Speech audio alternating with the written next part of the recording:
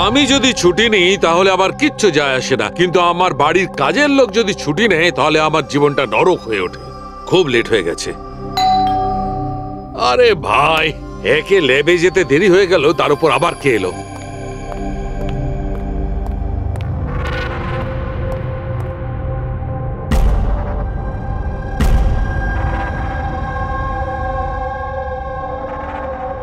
কাউকে তো দেখতে পাচ্ছি না, কিন্তু বেলের আওয়াজ তো ঠিক শুনেছি।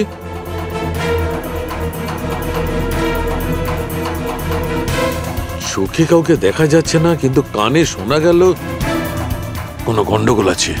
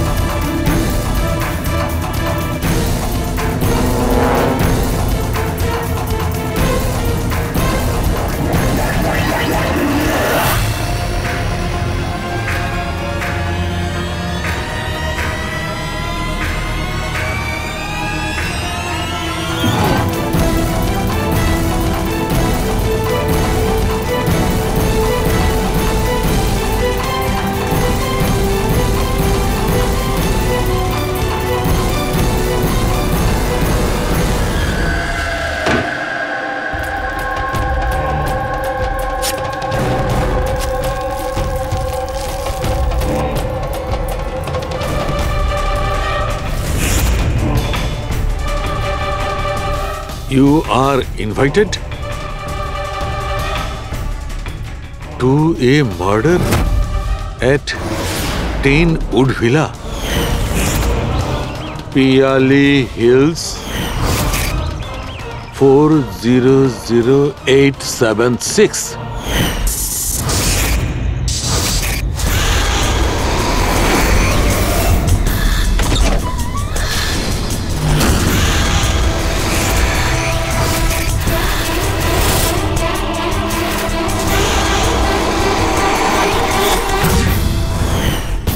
Catch me if you can. এটা সত্যি না মিথ্যে?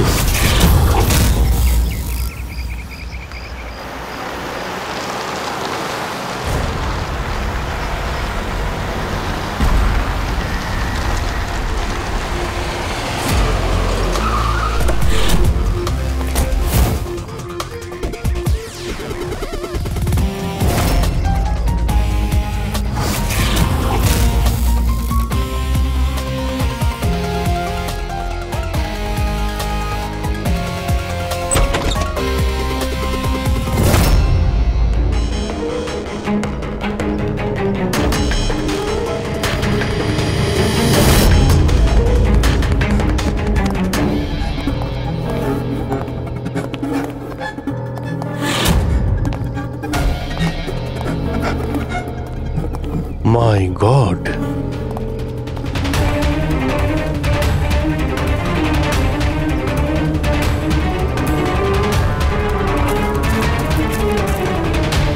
এখানে তো কেউ নেই, না গার্ড না বাংলোর মালিক। পঙ্কজ, আশেপাশে খোঁজ নিয়ে দেখো এই বাংলোর মালিককে। কোনো ইনফরমেশন পেলে আমাকে জানাও। কি নৃশংসভাবে খুন করেছে! সারা শরীর ছুরি দিয়ে ক্ষতবিক্ষত করেছে, তাতেও ওর আশ মিটল না। আঙুলগুলোও কেটে দিয়েছে। এত রক্ত তো এই লাশের শরীরের হতেই পারে না। মানে স্যার? মানেটা হচ্ছে এই পুরবী, যত রক্ত এই ঘরের মধ্যে ছড়িয়ে আছে, এত রক্ত তো একটা মানুষের শরীরে থাকেই না। কোনো কি আইডি পেলে কে এই মেয়েটা? না অভিজিৎ, কিচ্ছু পাইনি। স্যার, স্যার এই বাড়ির ওনার রায়না, আর ও আধ ঘন্টার মধ্যে আসছে। ওকে, ঠিক আছে। ততক্ষণ একটা কাজ করি, এখানে আমরা যা কিছু পাচ্ছি, এই ব্লাড, কোনো প্রমাণ, সব নিয়ে চলো, কোনো কিছু মিস না হয়, তাহলে জানা যাবে কি হয়েছিল এখানে।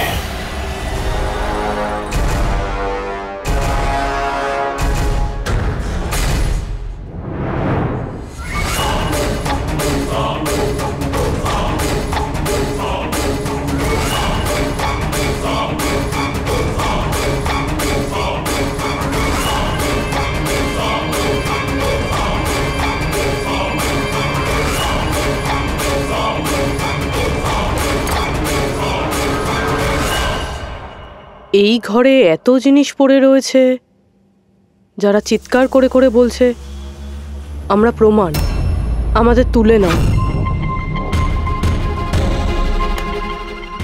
এগুলো প্ল্যান্টেড নয় তো? মানে খুনি আমাদের সাথে গেম খেলছে।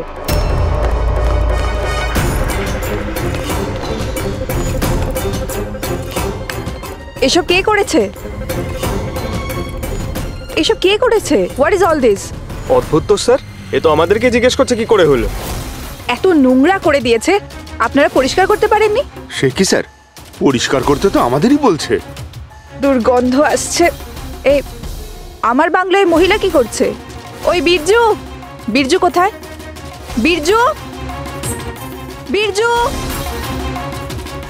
লাশ থেকে মানুষ হয় অজ্ঞান হয়ে যায়, না হলে মাথা ঘুরে পড়ে যায়। এর তো কিছুই হলো না। বীরজু, বীরজু, বীরজু, এই বীরজু, বীরজু! আচ্ছা ম্যাডাম, আপনি এই বাংলোটাকে এরকম বেওয়ারিশ ফেলে রেখেছেন? এক্সকিউজ মি, এটা অন্য কারোর বাড়ি নয়, এই বাড়ির মালকিন আমি। এটা আমার পৈতৃক বাংলো। আচ্ছা, এটা যখন আপনারই বাংলো, তাহলে কোনো কেয়ারটেকার নেই কেন এখানে? অফকোর্স আছে, বীরজু, বাট এখন জানি না কোথায়। বীরজু! একটা মহিলার লাশ পড়ে আছে আপনার বাংলোতে, আর আপনি বলছেন জানেন না? আমি কিছুই জানি না, আর আপনারা প্লিজ এখান থেকে বেরিয়ে যান, আর যেতে যেতে সবকিছু পরিষ্কার করে যান। বীরজু! স্যার, এই মহিলাকে এরকম অদ্ভুত টাইপের, একটু ঢ্যাটা।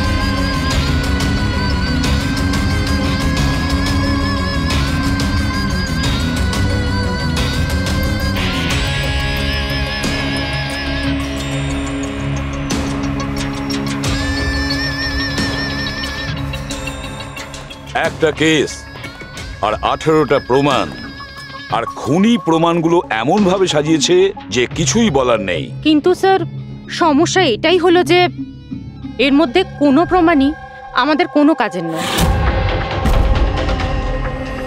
এই সমস্ত প্রমাণ আমাদের কাজে লাগবে না, এর মানেটা কি সারিকা? তার মানে স্যার, এই সমস্ত প্রমাণই পুরনো। হোয়াট?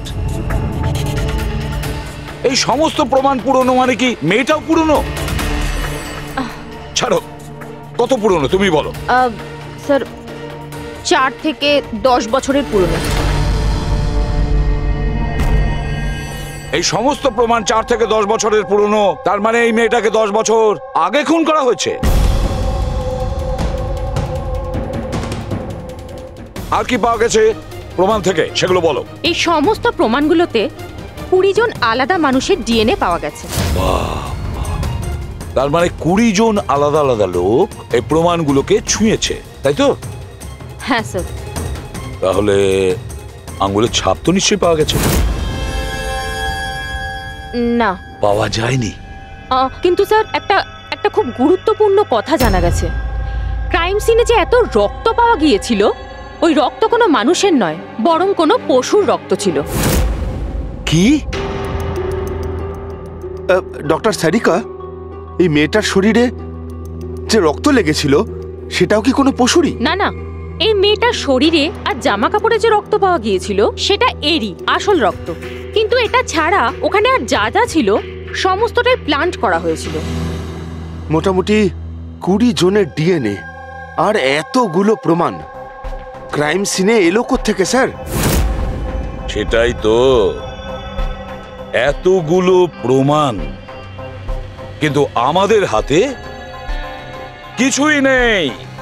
বাহ, তুমি এখন চুপচাপ বসে থাকো, কিছুই তুমি বলো না, আমরা গল্প বলছি তাই না?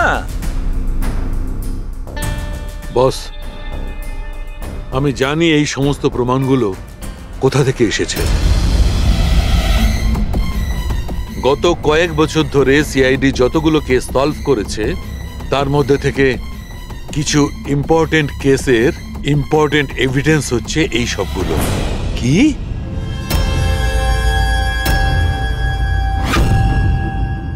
স্যার আমি ওই মহিলা আর তার বাড়ির ব্যাকগ্রাউন্ড সম্পর্কে সব চেক করলাম। ওর পরিবারের 2-3 জন খুনের অভিযোগে জেল খাটছে, আর ওই মহিলার বাইপোলার ডিসঅর্ডার আছে। তাইও এই ধরনের ব্যবহার করছিল। আর ওই যে কেয়ারটেকার ছিল বীরজু, ওর কি খবর? স্যার ওনার ফোনের লাস্ট লোকেশন ওই বাংলোর বাইরেটাই দেখাচ্ছে, তারপর থেকে অফ রয়েছে, খোঁজার চেষ্টা চলছে। অদ্ভুত ব্যাপার, ওই বাংলোতে এত কিছু ঘটে গেল আর ওই বাংলোর মালকিন কিছু জানেই না, কেয়ারটেকার উধাও। আচ্ছা, ও আবার অসুস্থতার আড়ালে কোনো গেম খেলছে না তো? হতে পারে, নজর রাখতে হবে ওর উপরে। পঙ্কজ, যে মেয়েটা লাশ পাওয়া গেছে তার ব্যাপারে জানতে পারলে কিছু? স্যার সব পুলিশ স্টেশন, নিউজ পেপার আর নিউজ চ্যানেলে পাঠিয়ে দিয়েছি, কিছুক্ষণের মধ্যে জানতে পেরে যাবো স্যার। চালুকে আমাদের পুরনো কেসের প্রমাণগুলো ওখানে কি করে গেল? চুপ করে বসে থাকলে হবে না, আমার উত্তর চাই।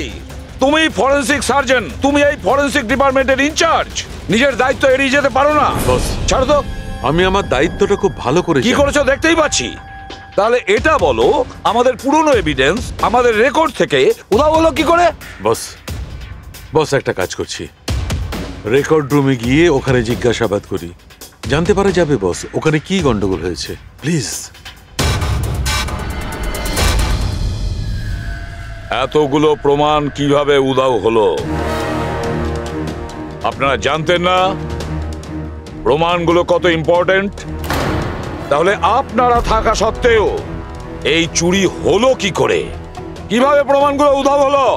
স্যার আমার উপস্থিতিতে চুরি হয়নি স্যার। তাহলে চুরি কবে হয়েছে? স্যার এই চুরি হয়তো রাত্রে হয়েছে, কেননা আমরা তো রাত্রে থাকি না, তাই না? এই জন্য চুরি হয়েছে। আর আপনি, আপনার কি বক্তব্য শুনি? স্যার আমি ডাক্তারবাবুকে কতবার বলেছি যে লকগুলো ঠিক করিয়ে নিতে, দরজা জানলা ঠিক করে নিতে, সিসিটিভি ক্যামেরা লাগিয়ে নিতে, কিন্তু ডাক্তারবাবু আমাদের কথা শোনেনি না। তাছাড়া আর কি? আর কি? স্যার ও জানি না কাদের নিয়ে মাঝে মাঝে চলে আসেন আর বলেন যে পুরনো এভিডেন্স দেখার আছে।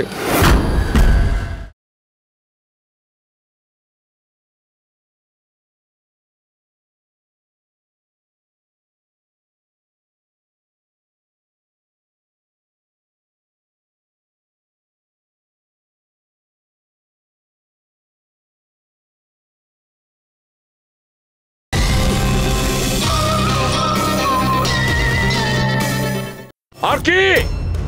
স্যার ও জানি না কাদের নিয়ে মাঝে মাঝে চলে আসেন আর বলেন যে পুরনো এভিডেন্স দেখার আছে। ও কাকে এনেছিল?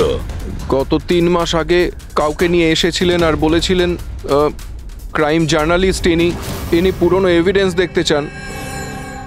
বস ও একজন জার্নালিস্ট ছিল, ফরেনসিকের উপর একটা আর্টিকেল লিখতে চাইছিল, আমাকে রিকোয়েস্ট করলো আর আমি পারমিশন দিয়ে দিলাম। দেখো সালুকে, তুমি খুব ভালো করেই জানো যে এখানে বাইরের লোকের ঢোকার অনুমতি নেই, আর তুমি জার্নালিস্টকে এনেছিলে।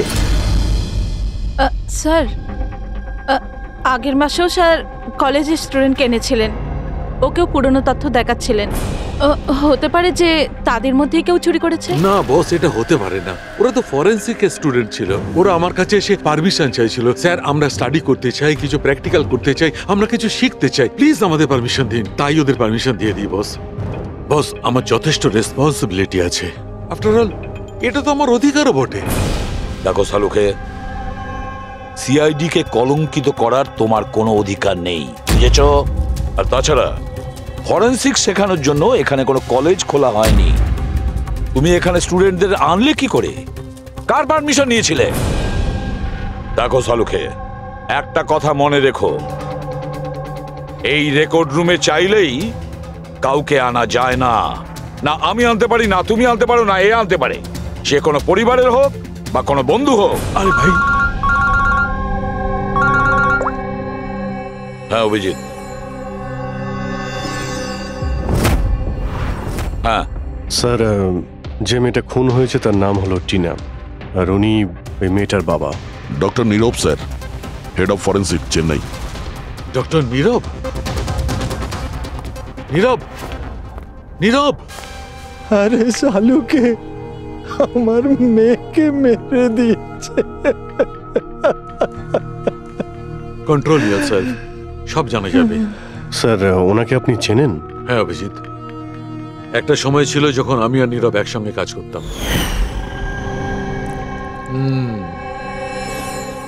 নীরব, 1 মিনিট বস। কি কি? এই দেখো ভাই, আমার সন্দেহটা একদম ঠিক ছিল, এতে টক্সিড আছে। আচ্ছা ডক্টর, শেষ কবে নাগাদ আপনার আপনার মেয়ে টিনার সঙ্গে কথা হয়েছিল? কবে দেখা হয়েছিল? আসলে ও কলেজের হস্টেলে থাকতো, 2 দিন আগেই হারিয়ে। নীরব, নীরব শান্ত হও নীরব, যেই হোক ঠিক খুঁজে বার করব। আমি খুঁজে বার করব নীরব, আমি খুঁজে বার করব কে করেছে। না শালুকে, তুমি খোঁজ নেবে না। আমি খুঁজবো না মানে? মানে তুমি এই কেসে কোনো কাজ করবে না।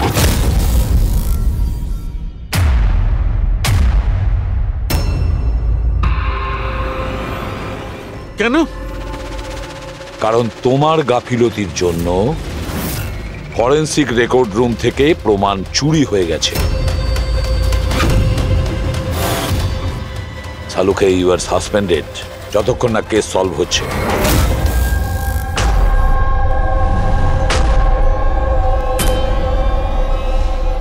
বস, তোমার কি মনে হয় এই সব কিছু আমার জন্য হয়েছে? তুমি আমাকে দোষারোপ করছো। দোষারোপ করছি না শালুকে, এটাই বাস্তব, আর সেটা তুমি খুব ভালো করে জানো। যদি না তোমার বন্ধু জার্নালিস্টকে ফরেনসিক রেকর্ড রুমে নিয়ে যেতে, না ওই স্টুডেন্টদের নিয়ে যেতে যাদের জন্য এই ঘটনা ঘটেছে, সেই জন্য তোমাকে সাসপেন্ড করতে হলো।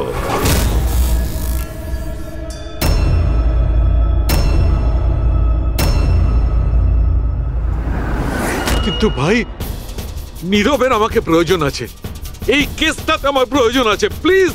না শালুকে। স্যার, স্যার আপনি আমাকে ডেকেছিলেন? ডক্টর সারিকা, এখন থেকে তুমি ওনার মেয়ে টিনার কেস ফাইল হ্যান্ডেল করবে। আমি? হ্যাঁ।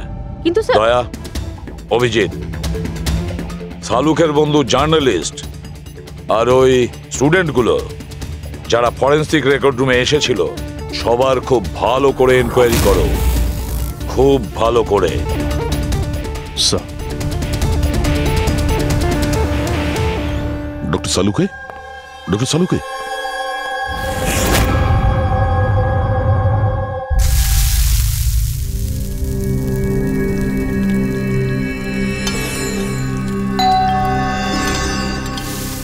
ওই এসে হাজির হয়েছে ওরা দুজন, দয়া আর অভিজিৎ, আমার কাটা খাই নুনে ছিটে দিতে।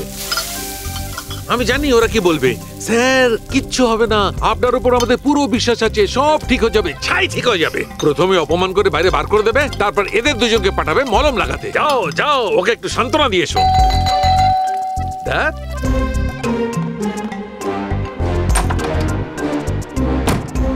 হাই।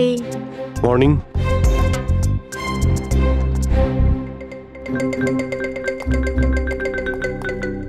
আরে কেন টেনশন নিচ্ছেন স্যার, সব ঠিক হয়ে যাবে। আমাদের আপনার ওপর পুরো বিশ্বাস আছে ডক্টর।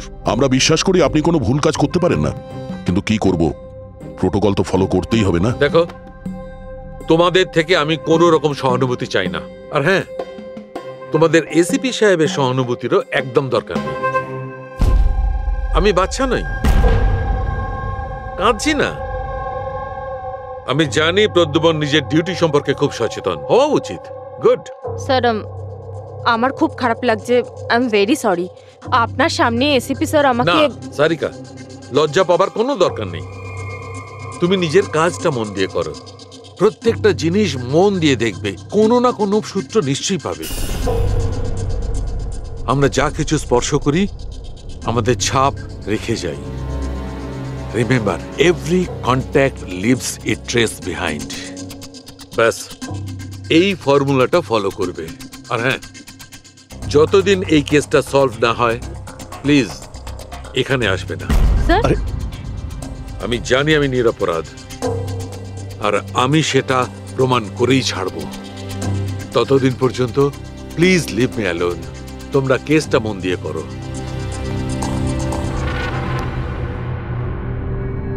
মাথা খুব গরম হয়ে আছে। স্যার, খুব খিদে পেয়েছে। আজকে কি রান্না করেছেন?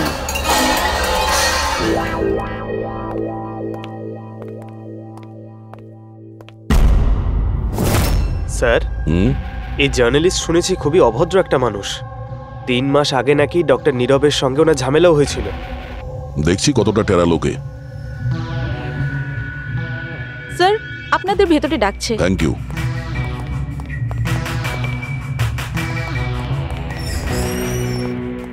আরে বাহ, ভাগ্য আমার। আজ তো সিআইডি টিমের সিনিয়র অফিসার দয়ার সঙ্গে আমার দেখা হয়েই গেল। আরে বসুন বসুন। আমরা এখানে বসতে আসিনি।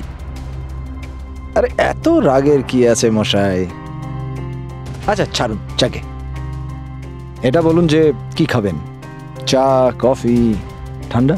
ঠান্ডা ঠান্ডা ফান্ডা খাই না আমরা।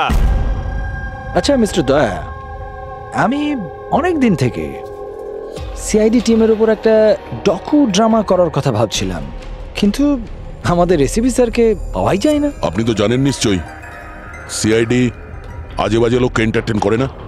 আপনি সোজা আসল কথায় আসবেন। হ্যাঁ নিশ্চয়ই, 20 বছর ধরে আমি এই প্রফেশনের মধ্যে আছি, সব সময় পয়েন্টেই থাকি। বলুন, সবার প্রথমে কি জানতে চান? ডক্টর নীরবের সঙ্গে ঝগড়ার ব্যাপারে, নাকি ফরেন্সিক রেকর্ড উইং এর বেহাল অবস্থার ব্যাপারে? ডক্টর নীরবের সঙ্গে তোমার ঝগড়াটা কি ছিল? না, আমার সাথে ওর কোনো ঝগড়া ছিল না। আমি শুধু ওকে সততার একটা আয়না দেখিয়েছিলাম। ওর খারাপ লাগলো সেটা। তার মানে হলো, ডক্টর নীরবের কাজের ওপর আমি একটা আর্টিকেল লিখেছিলাম। আমার হিসেবে উনি ফরেন্সিক কাজের জন্য বিশ্বস্ত ছিলেন না, সামান্য ঢিলে ঢালা টাইপের ফরেন্সিক এক্সপার্ট ছিলেন। সেই জন্য তিনি আমার ওপর মানহানির কেস করে দিলেন। খুব অসম্মান হয়েছিল ওনার।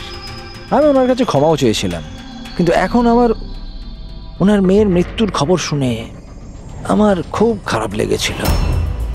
আর আপনি দুঃখ প্রকাশ করার জন্য এভিডেন্স রুম থেকে এভিডেন্স চুরি করে সেখানে ফেলে দিলেন যেখানে নীরব বাবুর মেয়ে খুন হয়েছিল।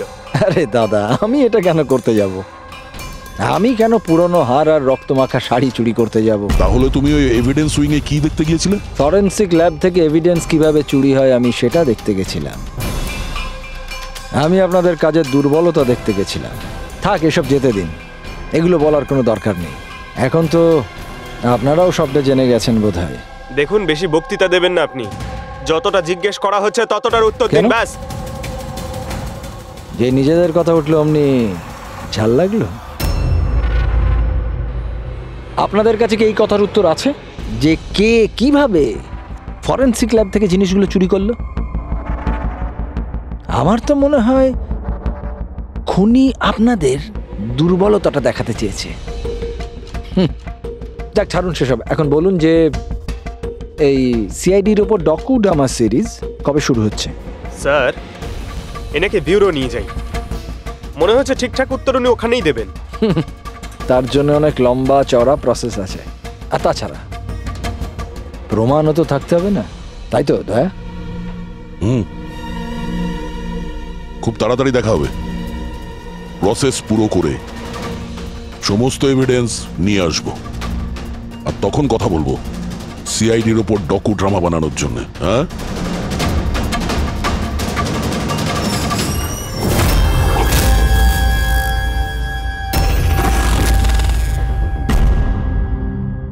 ডক্টর নারায়ণী? ইয়েস, হ্যাঁ বলুন।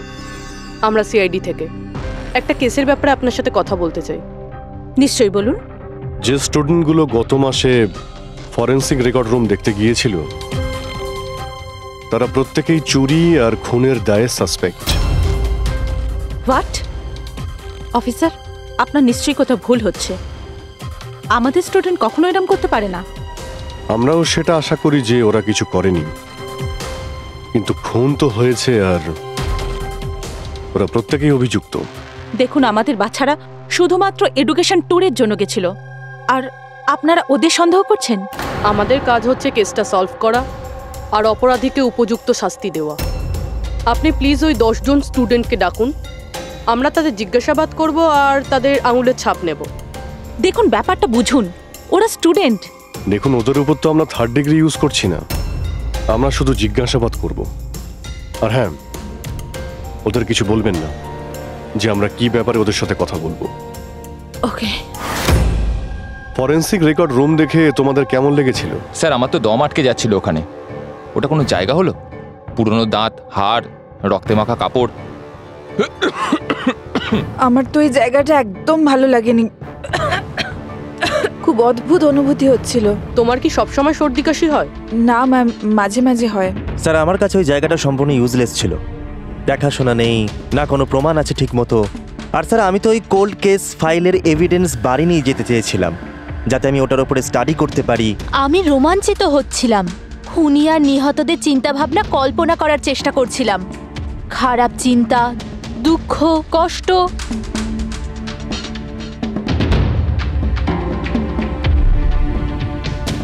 স্যার, এখানে তো 9 জন রয়েছে, একজন নেই। হ্যাঁ, আজকে একজন স্টুডেন্ট অ্যাবসেন্ট আছে, ওর শরীর ঠিক নেই।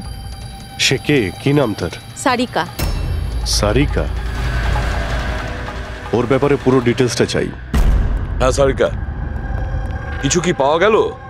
দেখো, আমাদের হাতে কিন্তু সময় নেই। স্যার, আমি বারবার চেষ্টা করছি যদি কোনো প্রমাণ হাতে পেয়ে যাই, যাতে সালু খেসার যে নির্দোষ এটা প্রমাণিত হয়। যাই হোক না কেন, কিছু না কিছু তো ঘটেছে। যারা সালুখেকে ফাঁসানোর চেষ্টা করেছে, কে হতে পারে আর কেনই বা সে করছে? স্যার, আপনি এটা জানেন, তবুও সালু খেসারকে বের করে দিলেন। সারিকা, আমি সেটাই করেছি যেটা আইনত। না হলে সালুখেকে আমি... কি স্যারকে আপনি কি? খুনি খুব বড় ভুল করেছে। কি ভুল স্যার?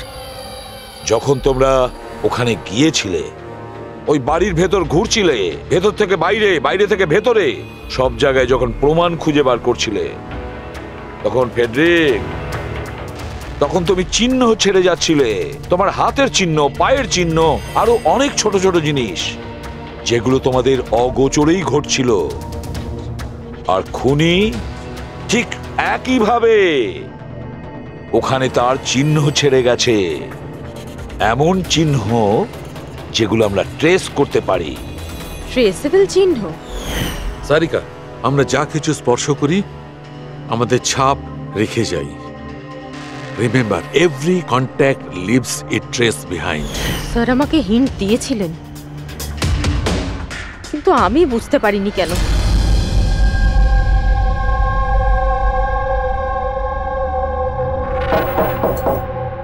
হ্যাঁ বলুন। সারিকা কোথায়? আপনারা? সিআইডি। আপনি কে? স্যার, আমার নাম রূপালী। আর সারিকা? স্যার, ও তো এখানে নেই, কালকেই চলে গেছে। কোথায় গেছে? ম্যাম, ও নিজের বাড়ি চলে গেছে। কালকে ও এলো, তারপর তাড়াহুড়ো করে নিজের ব্যাগ প্যাক করলো, আর খুব তাড়াহুড়োতে ছিল তাই নিজের ফোনটাও ফেলে গেছে। কোনো কারণ কি বললো এত তাড়াহুড়ো করে বাড়ি যাওয়ার জন্য? হ্যাঁ স্যার, ও বলছিল যে ওর বাড়ির কোনো লোক অসুস্থ আছে। কি? স্যার, ফরেন্সিক সেন্টার থেকে জানতে পারলাম সারিকা অসুস্থ, আর এ বলছে যে ওর বাড়ির কেউ অসুস্থ। কিছু তো একটা ব্যাপার আছে। আচ্ছা রূপালী, এই সারিকার বাড়ি কোথায়? স্যার, কানপুর। কানপুর? আর তোমরা একসঙ্গেই থাকতে? হ্যাঁ স্যার, আমরা রুমমেটস ছিলাম। আচ্ছা, তোমরা কতদিন একসাথে রয়েছো? এই হবে 8-9 মাস। 8-9 মাস ধরে তো একে অপরের ব্যাপারে নিশ্চয়ই ভালোই জানবে। কি কেমন মেয়ে ছিল সারিকা, কিছু বলতে পারবে তুমি? স্যার ও তো খুব ভালো মেয়ে ছিল। ইনফ্যাক্ট ও নিজের কাজ নিয়ে ব্যস্ত থাকতো, মানে ফরেন্সিক ইনস্টিটিউট যাওয়া, ওখান থেকে ফিরে আসা, এইসব নিয়েই থাকতো। Forensic centre? তো ও কি ওখানকার কোনো কথা তোমাকে বলেছিল? হ্যাঁ, ফরেন্সিক ইনস্টিটিউটের ব্যাপারে কিছু কিছু কথা আমাকে বলতো। যেমন? যেমন এই কিছুদিন আগেও আমাকে বলছিল যে, তুই জানিস রূপালি, প্রমাণ ট্রেস করে যে কাউকে ফাঁসানো যেতে পারে। রিয়েলি? কিন্তু এটা কিভাবে হতে পারে? আরে বোকা, সব কিছু হতে পারে। আমি সব করতে পারি। যে কোনো কেসকে পাল্টে দেওয়া যায় শুধুমাত্র প্রমাণের ওপর ভিত্তি করে। এবার দেখ আমি কিভাবে সবার মাথা ঘুরিয়ে দিতে পারি। স্যার, টিনা আর ডক্টর সালুঙ্কের কেসেও তো তাই ঘটেছে। আর এই সারিকাও কেটে পড়েছেন। ওকে তাড়াতাড়ি খুঁজে বের করতে হবে।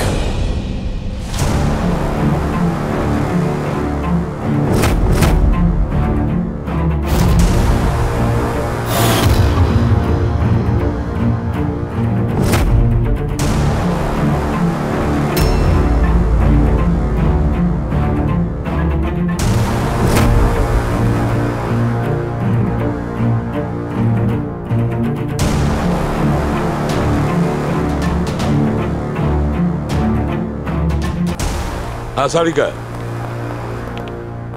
স্যার খুনি যেই হোক না কেন, যে এতগুলো প্রমাণ চুরি করেছে আর ক্রাইম সিনে প্লান্ট করেছে, এটা করার সময় ও নিশ্চয়ই জিনিসগুলোকে ছুঁয়েছে। কিন্তু ডক্টর সারিকা, আপনিই তো বলেছিলেন যে কোনো আঙুলের ছাপই পাওয়া যায়নি, তাহলে এই জিনিসগুলো ধরলো কি করে? আঙুলের তো কোনো ছাপ পাওয়া যায়নি, কিন্তু আমি এটা বলার চেষ্টা করছি যে এত প্রমাণ ও চুরি করেছিল আর ক্রাইম সিনে প্লান্ট করেছিল, এখন এত পরিশ্রম করার পর ওর একটু তো ঘাম হয়েই ছিল। মানে sweat analysis? Exactly, sweat analysis করেছি। আর ওই প্রসিডিউরে আমি একটা ডিএনএ পেয়েছি। এই দেখুন, এই ডিএনএ থেকে আমি এটাই জানতে পেরেছি যে এই লোকটার একটা বিশেষ ধরনের রোগ আছে, সিস্টিক ফাইব্রোসিস। এটা কি ধরনের অসুখ? এটা একটা জেনেটিক রোগ পুরবি। এই রোগটার থেকে মানুষের বডি অর্গানস যেমন কিডনি, লাংস, প্যানক্রিয়াস, ইন্টেস্টাইন সব ড্যামেজ হতে থাকে। কিন্তু ডক্টর সারিকা, এই রোগটা চেনা যায় কিভাবে? মানে কোনো সিমটমস তো আছে? সিমটমস আছে। যদি এই রোগটা অনেক বছর ধরে থাকে তাহলে সেই মানুষটার গ্রোথ পুয়ার হয়ে যায়, ফ্যাটি স্টুলস হতে থাকে, শ্বাস নিতে প্রবলেম হয়, খুব কাশি হয়, ইনফ্যাক্ট সাইনাস ইনফেকশন হতে পারে। শ্বাস নিতে কষ্ট আর কাশি। আচ্ছা, তার মানে এরকম পেশেন্টদের নিশ্চয়ই হসপিটালে বারবার যাতায়াত করতে হয়। কনস্ট্যান্ট মনিটরিং এর দরকার হয়।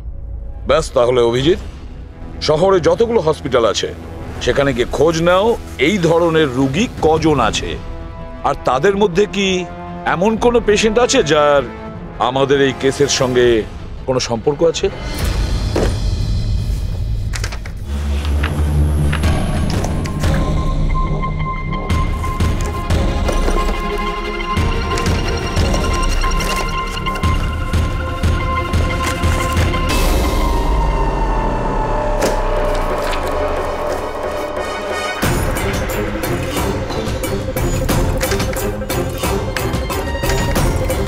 এই কেসটা আমরা একসঙ্গে কাজ করেছিলাম। ইয়েস, ডক্টর নীরবের মেয়েকে খুন করা হয়েছে, আমাকে সাসপেন্ড করা হয়েছে, তো বাকি রইল ললিত। যদি এই সবকিছু কেসটার জন্য হয় তাহলে ললিতের সঙ্গেও নিশ্চয়ই কিছু ঘটেছে, নাহলে হয়তো ঘটবে। ললিতকে খুঁজতে হবে, কিন্তু এত বছর ধরে ললিতের সঙ্গে কোনো যোগাযোগ নেই, কি করে খুঁজবো? ট্রাই করে দেখি।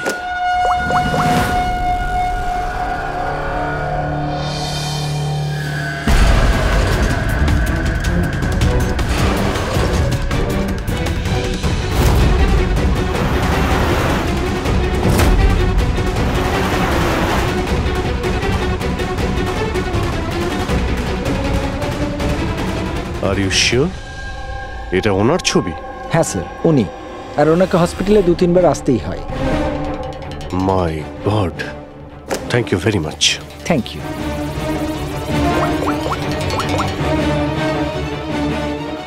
দয়া, খুনির ব্যাপারে জানতে পেরেছি। কি ডক্টর ললিত মারা গেছেন 5 বছর আগে? হ্যাঁ স্যার, আপনারা মেয়ের সাথে দেখা করতে পারেন। কোথায় ওর মেয়ে? আমি কথা বলতে পারি? সে তো মুম্বাইতে আছে স্যার, সারিকা নাম ওর। সারিকা? হ্যাঁ sir. Okay, thank you. Sarika মুম্বাইতে।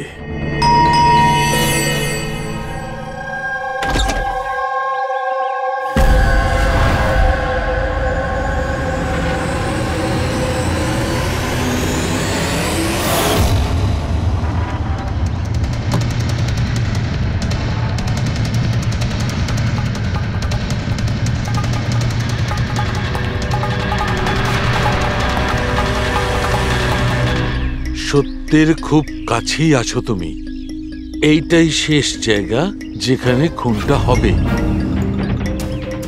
অপেক্ষা করছি তুমি আসবে ওইখানে যেখান থেকে সব শুরু হয়েছিল 8 বছর আগে।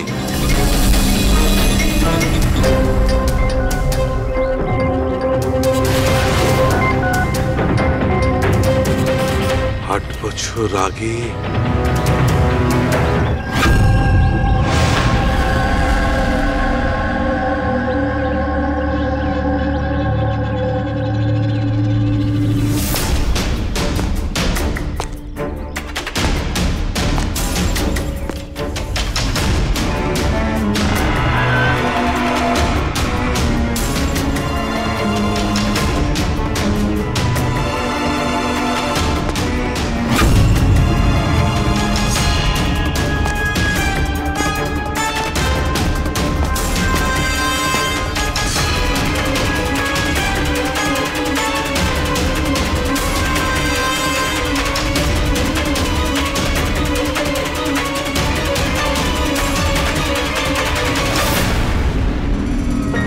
সারিকা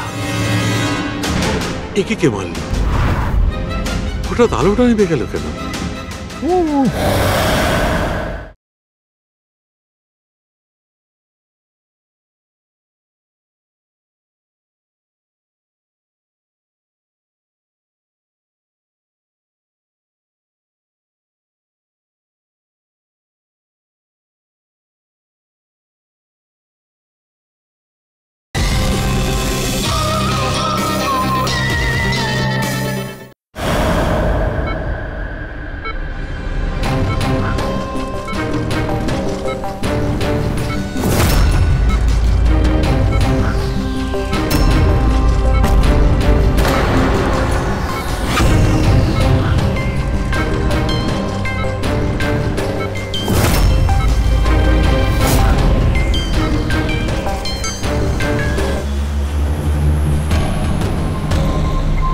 স্যার সালুনকা স্যারের ফোন তো বাজছে, কিন্তু উনি ফোনটা ধরছেন না।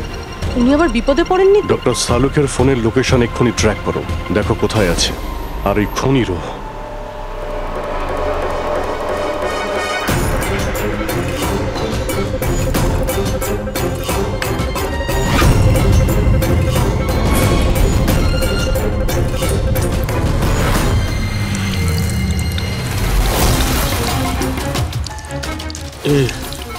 এসব কি করছো?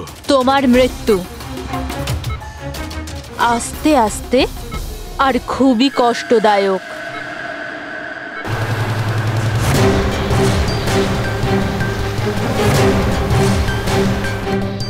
তোমার শরীরের এক এক ফোঁটা রক্ত যখন তোমার শরীর থেকে আস্তে আস্তে বেরোবে না, তখন খুব মজা আসবে তোমার, তাই না? কিন্তু তুমি এসব কেন করছো? নিজের বাবার মৃত্যুর প্রতিশোধ নিচ্ছি। আরে খুনি হচ্ছ তোমরা তিনজন। তোমার বাবা রঘু? হ্যাঁ, রঘু, যাকে তুমি ডক্টর ললিত আর ডক্টর নীরব মিলে মেরে ফেলেছো। আর তোমাদের জন্য আজ আমার বাবা আমার সাথে নেই। মেরে ফেলেছি? আমরা? কিভাবে? প্রমাণ জোগাড় করে মেরে ফেলেছো। তোমরা প্রমাণ জোগাড় করে আমার বাবাকে ফাঁসির শাস্তি দেয়া করিয়েছো। দেখো দেখো, প্রমাণ জোগাড় করা, শাস্তি দেওয়া, এটা ফরেন্সিকের কাজ। কাজ এটা? নিশ্চয়ই। নিশ্চয়ই এটা তোমাদের কাজ, কিন্তু তোমরা আমার ব্যাপারে তো ভাবোনি না। ওই মেয়েটার ব্যাপারে যার থেকে যার বাবাকে ছিনিয়ে নিয়েছো। আমার বাবার মৃত্যুর পরে আমি ডিপ্রেসড হয়ে গিয়েছিলাম, আর এই সব থেকে বেরোনোর পরে আমি ভেবে নিয়েছিলাম, ঠিক করে নিয়েছিলাম যে আমি তোমাদের তিনজনকেই এই মৃত্যুর শাস্তি দিয়ে তারপরেই ছাড়বো। আর এই জন্যই তুমি টিনাকে মেরে ফেলেছো? হ্যাঁ, মেরে ফেলেছি আমি ওকে, কারণ আমি জানতাম ডক্টর ললিত 5 বছর আগেই মরে গেছে। আর পড়ে রইল তুমি আর ডক্টর নীরবের প্রশ্ন। তো আমি জানতাম যে ডক্টর নীরব নিজের মেয়ে টিনাকে খুব বেশি ভালোবাসে। টিনার মরে যাওয়ার পর ও নিজেই নিজেকে মেরে ফেলবে। আর তুমি, আর পড়ে রইল তোমার প্রশ্ন, তুমি তোমার ফরেনসিক অফিসকে খুব ভালোবাসো। যখন ওখান থেকে তোমাকে ধাক্কা মেরে অপমান করে বার করে দেবে, তখন তো তুমি নিজেকেই নিজে মেরে ফেলবে। কিন্তু সারিকা তোমার কি ক্ষতি করেছিল?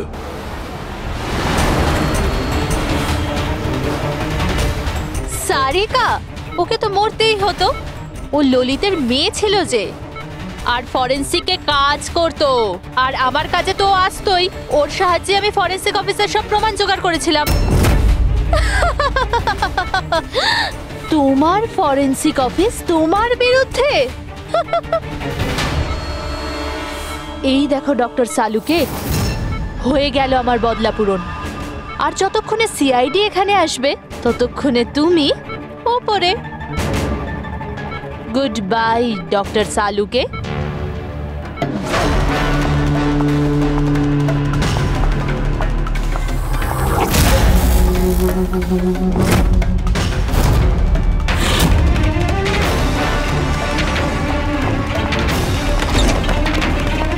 রূপালী,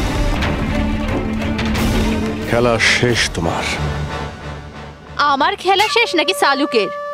বাঁচাতে পারবে তো তোমরা? তো বাঁচিয়ে নাও। রক্তের ঋণ তো চাপিয়ে দিলে বস আমার উপর। রক্তের ঋণ তো চাপাইনি আমি তোমার ওপর, আমি তো বরং তোমার ঋণ শোধ করলাম। অপরাধীদের শাস্তি দিতে সাহায্য করেছিলে, সেই ঋণ এবার শোধ করে দিলাম। আচ্ছা শোনো, অনেক রেস্ট হয়েছে, এবার কাজে লেগে পড়ো। তাড়াতাড়ি সুস্থ হয়ে উঠুন। সারিকা একা লাশগুলোর সঙ্গে কথা বলছে। ওহো, সারিকা, অভিজিৎ তো তোমার খুব প্রশংসা করছে। দেখো ভাই, এখন 1 সপ্তাহ তো আমি এখান থেকে নড়ছি না বস। এক কাজ করো না, ততদিন সারিকাকে দিয়ে কাজটা করিয়ে নাও। ঠিক আছে, তাহলে বিশ্রাম নিন। Silence please.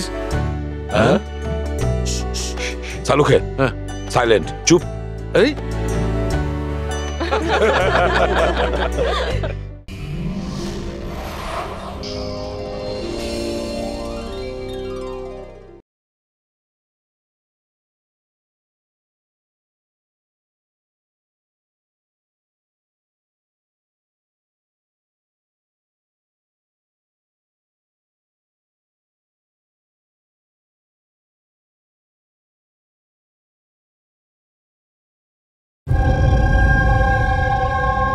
আমি যদি ছুটি নিই তাহলে আবার কিচ্ছু যায় আসে না, কিন্তু আমার বাড়ির কাজের লোক যদি ছুটি নেয় তাহলে আমার জীবনটা নরক হয়ে ওঠে। খুব লেট হয়ে গেছে। আরে ভাই, একে ল্যাবে যেতে দেরি হয়ে গেল, তার উপর আবার কে এলো?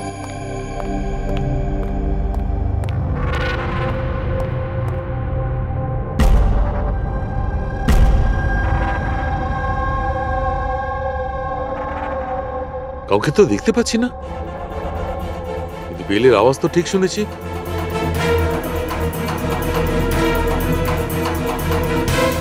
চোখে কাউকে দেখা যাচ্ছে না, কিন্তু কানে শোনা গেল কোনো গন্ডগোল আছে।